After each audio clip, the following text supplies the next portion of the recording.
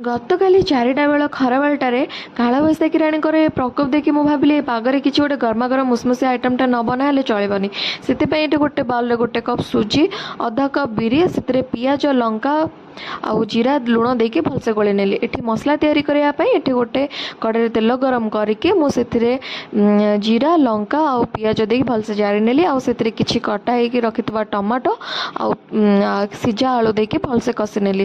ଆଉ ସେଇ ମସଲା ଥଣ୍ଡା ହେଇସାରିଲା ପରେ ଆଳୁ ମସଲାଟା ମୁଁ ସେଥିରେ ହାତରେ ଗୋଲ ଗୋଲ ଆକାରର ଦେଇକି ମୁଁ ସେଥିରେ ବିରି ବ୍ୟାଟରରେ ଦେଇକି ତା ଉପର ତଳ ଭଲସେ କୋଟିଂ କରିନେଲି। ଯେମିତି ବରାର ଆକାର ଦିଆଯାଏ ସେମିତି କଡ଼େଇ ଗରମ ତେଲରେ ମୁଁ ତାକୁ ଛାଣିଦେଲି।